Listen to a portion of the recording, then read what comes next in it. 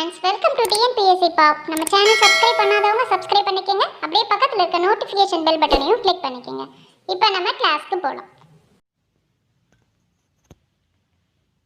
Next நம்ம என்ன பார்க்க போகிறோம் அப்படின்னு பார்த்தீங்கன்னா சயின்ஸ் டாபிக் பார்க்க போகிறோம்.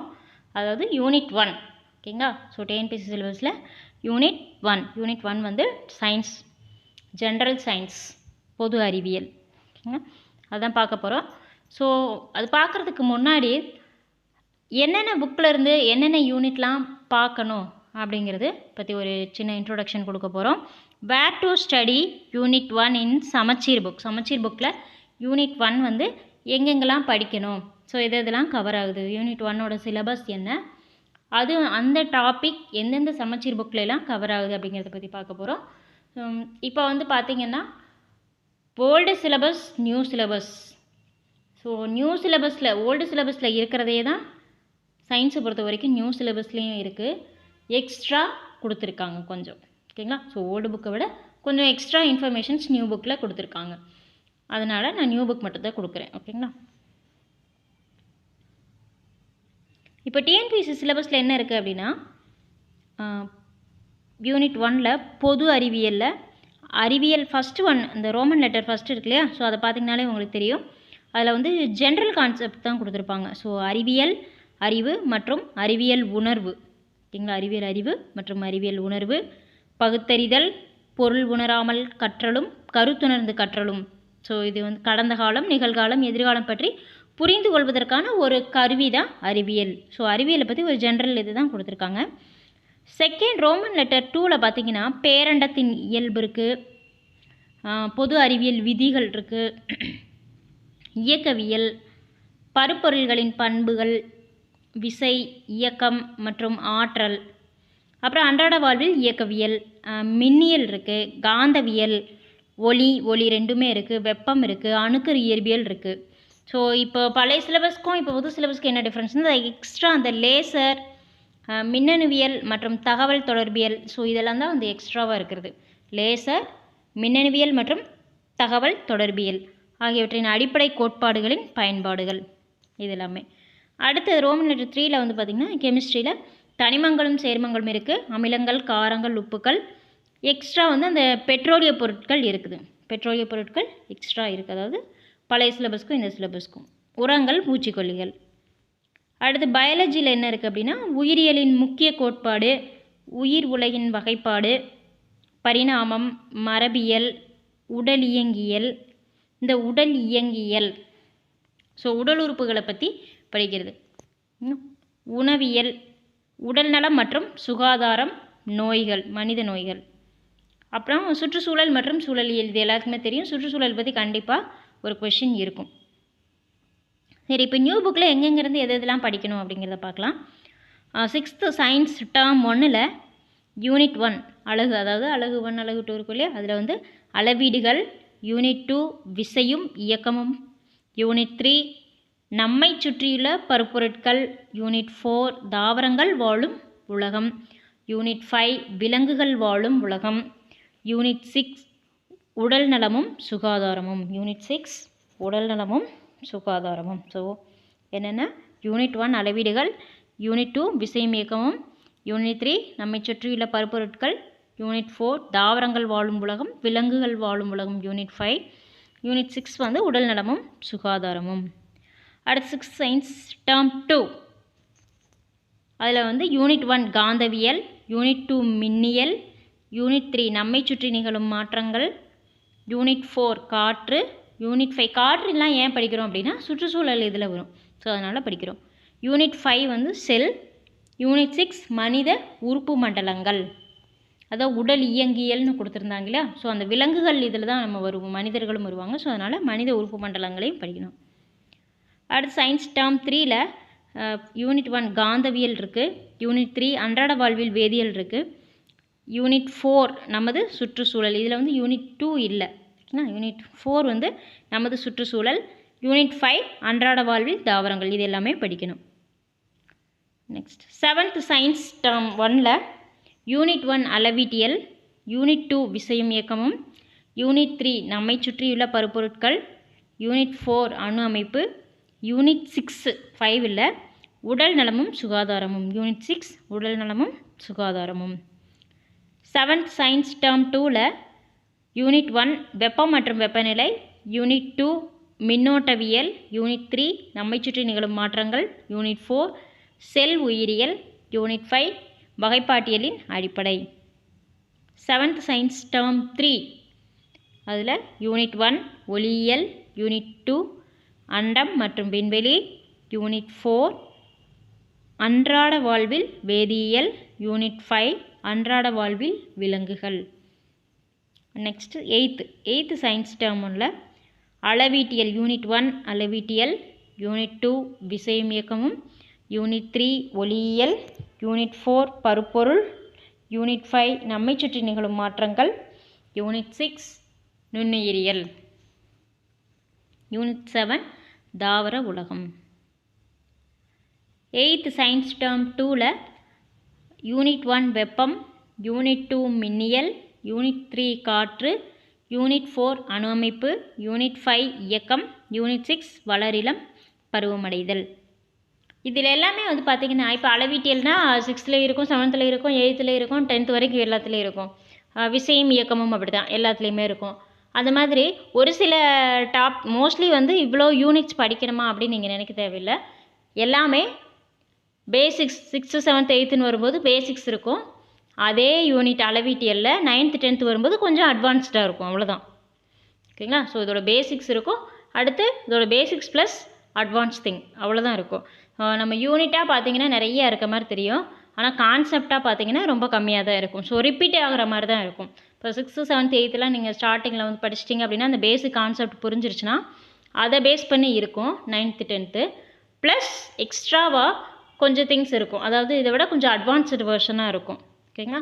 ஸோ இப்போ 9th 10th படிச்சிங்கனாலே உங்களுக்கு இதில் இருக்கக்கூடிய basic concept plus advance things இருக்கும். ஆனால் பேசிக்ஸ் வந்து தெரியணும் இல்லையா? அது தெரியாமல் நீங்கள் 9th 10th படிச்சிங்க அப்படின்னா ஒரு சிலருக்கு புரியாமல் போகிறதுக்கு நிறையா சான்சஸ் இருக்குது. ஸோ முதல்ல நல்லா படிக்கிற ஸ்டூடெண்ட்ஸ், பிரைட் ஸ்டூடெண்ட்ஸ்னால் ஒன்றும் ப்ராப்ளம் இல்லை, 9th 10th டைரெக்டாக படிக்கலாம். ஏதாவது டவுட்ஸ் இருந்தால் மட்டும் 6th 7th வந்துடலாம். மற்றபடி எல்லாருமே என்ன செய்யணும், இல்லை எனக்கு நான் ஸ்கூலில் படித்ததெல்லாம் எனக்கு ஞாபகம் இல்லை, அதுக்கப்புறம் எனக்கு அந்த ஃபீல்டில் டச்சே இல்லை, ஸ்கூலோட சரி, அதுக்கப்புறம் எனக்கு அதுக்கான சான்சஸ் கிடைக்கவே இல்லை, அதை பற்றியான எக்ஸ்போஷர் எதுவுமே கிடைக்கல அப்படின்னா கண்டிப்பாக நீங்கள் 6th 7th 8th தான் 6th தான் ஸ்டார்ட் பண்ணணும். கரெக்ட்னா? ஓகே, அந்த ஃபீல்டே இருக்கும், இல்லை டீச்சிங் ஃபீல்ட்லேயோ இல்லை டியூட்டராகவோ டீச்சராகவோ இருக்கும், இல்லை அந்த ஃபீல்டில் தான் இருக்கும் அப்படின்னா ஒன்றும் ப்ராப்ளம் இல்லை, அவங்களுக்கு ஞாபகம் இருக்கும். ஸோ அவங்க 9th 10th மட்டும் படிச்சுக்கலாம். ஸோ மற்றவங்க எல்லாருமே 6th தான் ஸ்டார்ட் பண்ணணும். இதெல்லாமே மின்னியல், இந்த காந்தவியல், அணு அமைப்பு எல்லாமே ரிப்பீட்டாக தான் ஆகும் டாபிக். என்ன அதில் பேசிக் கான்செப்ட்ஸ் இருக்கும், இதில் கொஞ்சம் அட்வான்ஸாக இருக்கும், அவ்வளோதான். ஓகேங்களா? இயக்கம், வளரிளம் பருவமடைதல், ஒளி அண்டம், இதிலேருந்து திரும்ப ரிப்பீட் ஆகும். 8th சயின்ஸ் டேர்ம் 3ல் ஒளி, அடுத்து யூனிட் 2 காந்தவியல், யூனிட் 3 அண்டமும் விண்வெளி அறிவியலும், யூனிட் 5 அமிலங்கள் மற்றும் காரங்கள், யூனிட் 6 அன்றாட வாழ்வில் வேதியியல். 9th science. ஸோ 9th புக்கும் 10th புக்கும் ஒரே புக்காக தான் இருக்கும். டேர்ம் 1 டேர்ம் 2 டேர்ம் 3லாம் கிடையாது. ஓகேங்களா? ஸோ யூனிட் 1 வந்து அளவீட்டியல், திருப்பி ரிப்பீட் ஆகுதா. யூனிட் 2 இயக்கம். ஸோ யூனிட் 3 பாய்மங்கள் வந்து அவ்வளோவா இம்பார்ட்டன்ஸ் கிடையாது. பாய்மங்கள் வந்து ஒரு பேசிக் கான்செப்ட், இம்பார்ட்டன்ட் பாயிண்ட்ஸ் மட்டும் படித்தா போதும். ஸோ பாய்மங்கள் ஃபுல்லாக படிக்கணும்னு அவசியம் இல்லை, இம்பார்ட்டன்ட் பாயிண்ட்ஸ் மட்டும் படித்தா போதும். யூனிட் 4ல் வந்து மின்னோட்டமும், யூனிட் 5 காந்தவியல் மற்றும் மின்காந்தவியல்னு இருக்குது யூனிட்டு, ஆக்சுவல் யூனிட்டு. நம்ம இந்த மின்காந்தவியலுக்கு போக தேவையில்லை, காந்தவியலில் என்னென்ன இருக்கோ அதை மட்டும் படித்தா போதும். இப்படி காந்தவியல் மற்றும் மின்காந்தவியல் இருக்குது, அதில் காந்தவியல் மட்டும் படித்தா போதும், மின்காந்தவியல் பற்றி படிக்க தேவையில்லை. யூனிட் 6 ஒளி, யூனிட் 7 வெப்பம், யூனிட் 8 ஒளி, யூனிட் 9 அண்டம், யூனிட் 10 நம்மை சுற்றியுள்ள பொருட்கள், யூனிட் 11 அணு அமைப்பு, யூனிட் 12 தனிமங்களின் வகைப்பாட்டு அட்டவணை, யூனிட் 13 வேதிப்பிணைப்பு, யூனிட் 14 அமிலங்கள், காரங்கள் மற்றும் உப்புக்கள். இது ரொம்ப வெரி இம்பார்ட்டண்ட்டானது. இந்த அமிலங்கள், காரங்கள், உப்புக்கள் இருக்கு இல்லையா? ஸோ இதுலேருந்து கண்டிப்பாக ஒரு கொஷின்ஸ் கேட்பாங்க. So very important topic. Unit 15 கார்பனும் அவற்றின் சேர்மங்களும், யூனிட் 16 பயன்பாட்டு வேதியியல், யூனிட் 17 விலங்குலகம், யூனிட் 19 தாவர உலகம் தாவர செயலியல், யூனிட் 20 விலங்குகளின் உறுப்பு மண்டலங்கள், யூனிட் 21 ஊட்டச்சத்து மற்றும் ஆரோக்கியம், யூனிட் 22 நுண்ணுயிரிகளின் உலகம், யூனிட் 23 சூழ்நிலை அறிவியல். அடுத்து 10th சயின்ஸ் புக்கில் என்னென்ன இருக்குன்னு பார்ப்போம். யூனிட் 1 இயக்க விதிகள், யூனிட் 2 ஒளியியல், யூனிட் 3ல் வந்து வெப்ப இயற்பியல்னு கொடுத்துருக்காங்க. ஸோ அது வெப்பம் ரிலேட்டடான இதை மட்டும் நம்ம படித்தா போதும். ஓகேங்களா. யூனிட் 4 மின்னோட்டவியல், யூனிட் 5 ஒளியியல் சவுண்டு, யூனிட் 6 அணுக்கரு இயற்பியல், யூனிட் 7 அணுக்களும் மூலக்கூறுகளும், யூனிட் 8 தனிமங்களின் ஆவர்த்தன அட்டவணை ஆவர்த்தன வகைப்பாடு, யூனிட் 10 வேதிவினைகளின் வகைகள். இதில் வந்து இது அந்தளவுக்கு இம்பார்ட்டன்ஸ் கிடையாது இந்த சென்ஸ் இதில் வந்து அவ்வளோ கவர் ஆகாது டாபிக். ஸோ அதனால் பேசிக்ஸ் மட்டும் படித்தா போதும். வேதிவினைகளின் வகைகளில் ஸோ என்னென்ன வேதிவினை, மெதுவான வேதிவினை, வேகமான வேதிவினை, அந்த மாதிரி வேதிவினையுடைய வகைகளில் அந்த பேசிக் மட்டும் படித்தா போதும். யூனிட் 11 கார்பனும் அதன் சேர்மங்களும், யூனிட் 12 தாவர உள்ளமைப்பியல் தாவர செயலியல்னு 2 இது கொடுத்துருக்காங்க. ஸோ தாவர உள்ளமைப்பியல் நம்மளுக்கு தேவையில்லை. தாவர செயலியலில் அதுலேயும் உணவூட்டம், அந்த ஏடிபி இதெல்லாம் இடையில ஒரு 2-3 பேஜஸ் வரும். ஓகேங்களா. ஸோ அதனால் அந்த பேஜஸ் மட்டும் படித்தா போதும். அந்த யூனிட் ஃபுல்லாக படிக்கணும்னு அவசியம் இல்லை. அதே மாதிரி யூனிட் 14 தாவரங்களின் கடத்துதல் மற்றும் விலங்குகளின் சுற்றோட்டம். ஸோ விலங்குகளின் சுற்றோட்டம்ல வந்து அந்த விலங்குனுடைய இரத்த சுழற்சி மண்டலம் அந்த இதெல்லாம் இருக்கும். அதனால் அந்த விலங்குகளின் சுற்றோட்டம் படிக்கணும். தாவரங்களின் கடத்துதல் நம்ம படிக்க தேவையில்லை. அதனால தான் அந்த படிக்க தேவையில்லாதது எல்லாமே நான் இப்படி ஸ்ட்ரைக் அவுட் பண்ணியிருக்கேன். யூனிட் 15 நரம்பு மண்டலம், யூனிட் 16ல் தாவர மற்றும் விலங்கு ஹார்மோன்கள். தாவர ஹார்மோன்கள் நமக்கு தேவையில்லை, ஆனால் விலங்கு ஹார்மோன்கள் படிக்கணும். அதில் இம்பார்ட்டன்ட் பாயிண்ட்ஸ் மட்டும் படித்தா போதும். ஓகேங்களா. இம்பார்ட்டன்ட் பாயிண்ட்ஸ் மட்டும் படித்தா போதும். யூனிட் 17ல் தாவரங்களின் இனப்பெருக்க மண்டலம். ஸோ அந்த இனப்பெருக்க மண்டலத்தோட பேசிக் என்ன அப்படிங்கிறத மட்டும் படித்தா போதும். யூனிட் 18 மரபியல், யூனிட் 21 உடல்நலம் மற்றும் நோய்கள், யூனிட் 22 சுற்றுச்சூழல் மேலாண்மை, யூனிட் 22 சுற்றுச்சூழல் மேலாண்மை. அவ்வளோதான். இது எல்லாமே வந்து பார்த்திங்கன்னா திருப்பி ரிப்பீட் ஆகிற டாபிக் தான். இப்போ அணுக்கரு நிறையா கிளாஸஸில் இருக்கும். 6ல் இருக்கும், 8ல் இருக்கும், 9ல் இருக்கும், 10ல் இருக்கும். ஒளியியல் அதே மாதிரி தான். பேசிக்காக பார்த்திங்கன்னா ஒரு 10 டாபிக் தான். வெப்பவியல், ஒளியியல், காந்தவியல், இன்னொரு ஒளியியல், இயக்கவியல், விசை, இந்த மாதிரி ஃபிசிக்ஸில் எடுத்துட்டிங்கன்னா இந்த மாதிரி ஒரு அணுக்கரு, விண்வெளி, அண்டம், இவ்வளோ தான். இதே தான் திருப்பி எல்லா யூனிட்லேயும் வந்துட்டுருக்கு. 6லேயும் வருது, 7த்லேயும் வருது, 8லேயும் வருது, 9த்லேயும் வருது.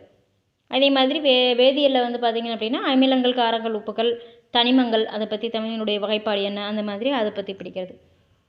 உயிரியலை படிக்கணும் அப்படின்னா அந்த சுற்றுச்சூழல் பற்றி வர்றது எல்லாமே வந்துடும். சுற்றுச்சூழல் பற்றி வர்றது, அப்புறம் உணவூட்டம், விலங்குகளுடைய உணவூட்டம் எப்படி இருக்குது, தாவரங்களுடைய உணவூட்டம் எப்படி இருக்குது, தாவர உள்ளமைப்பியல் வந்து நம்மளுக்கு தேவையில்லை. மற்றபடி வந்து பார்த்திங்க அப்படின்னா மரபியல், தாவரத்தோட இது நரம்பு மண்டலம், விலங்குகளை பொறுத்த வரைக்கும் அந்த மனித உறுப்பு மண்டலங்கள் எல்லாமே வந்துடும். ஸோ அதான் உடல் இயங்கியல்னு கொடுத்துருக்காங்க. ஸோ அதுக்கு முன்னாடி வந்து பார்த்திங்கன்னா தனித்தனியாக கொடுத்துருப்பாங்க. இப்போ ஒரே வேர்டாக உடல் இயங்கியல்னு கொடுத்துருக்காங்க. ஸோ உடல் இயங்கியல்னால் எல்லா பார்ட்ஸுமே படிக்கணும். ஓகேவா. ஸோ மனிதர்களுடைய எல்லா பார்ட்ஸுமே என்னென்ன ஃபங்க்ஷன் ஆகுது, என்னென்ன ஒர்க் ஆகுது, எப்படி ஒர்க் ஆகுது எல்லாமே நமக்கு தெரிஞ்சிருக்கணும். ஒவ்வொன்றா எல்லாமே பார்க்கலாம். நம்ம தமிழ் ஒரு இது முடிச்சிருக்கோம். தமிழுக்கான ஃபுல் ரிவிஷன் கொடுத்துருக்கேன். பார்க்காதவங்க பார்த்துக்குங்க. ஸ்டார்டிங் எல்லாமே பார்த்துட்டு ரிவிஷன் கிளாஸ் அட்டன் பண்ணுங்கள். எல்லா பார்ட்ஸும் பார்த்துட்டு அடுத்து ரிவைஸ் கிளாஸ் அட்டன் பண்ணிங்க அப்படின்னா அடுத்து நீங்கள் அதை எடுக்கவே தேவையில்லை. எக்ஸாம் அப்போ ரிவைஸ் பண்ணால் போதும். ஓகேங்களா. அந்தளவுக்கு உங்களுக்கு தரவாயிரும். பார்ட்ஸ் எல்லாமே நீங்கள் ரெகுலராக பார்த்துட்டே வரீங்க. பார்ட் 1, பார்ட் 2, பார்ட் 3 பார்த்துட்டு எல்லாம் வரீங்க அப்படின்னா கண்டிப்பாக ஞாபகம் இருக்கும். ரிவைஸ் பண்ணுறது ஒரு எக்ஸ்ட்ரா பூஸ்டப். ஸோ அதே ரிவைஸும் பண்ணி முடிச்சிட்டிங்க அப்படின்னா அவ்வளோ சீக்கிரம் உங்களுக்கு மறக்காது. அதுக்கப்புறம் அந்த சாப்டரை க்ளோஸ் பண்ணிவிட்டு அடுத்து எக்ஸாமுக்கு முன்னாடி ரிவைஸ் பண்ணிக்கலாம். ஓகேவா. இல்லை உங்களுக்கு எந்த பார்ட்ஸ் கொஞ்சம் இதாக இருக்குது, எனக்கு மறக்கிற மாதிரி தெரியுது அப்படின்னா அந்த பார்ட்ஸை நோட் பண்ணி வச்சுக்கோங்க. அந்த பார்ட்ஸை ரிப்பீட்டடாக பாருங்கள். ஓகே. வேறு எதுவும் டவுட்ஸ் இல்லை சஜஷன்ஸ் இருக்குது அப்படின்னா கமெண்ட் பாக்ஸில் கமெண்ட் பண்ணுங்கள். நிறைய பேர் சப்ஸ்கிரைப் பண்ணாமல் பார்த்துட்டே இருக்கீங்க. ஸோ சப்ஸ்கிரைப் பண்ணுங்க. அப்போ தான் உங்களுக்கு ப்ராப்பராக நோட்டிஃபிகேஷன் கிடைக்கும். இமீடியட்டாக உங்களுக்கு நோட்டிஃபிகேஷன் கிடைச்சிடும். ஓகேங்களா? சப்ஸ்கிரைப் பண்ணிவிட்டு நோட்டிஃபிகேஷன் பெல் பட்டன் கிளிக் பண்ணிட்டீங்கன்னா உங்களுக்கு ப்ராப்பராக நோட்டிஃபிகேஷன் கிடைக்கும். Okay, thank you.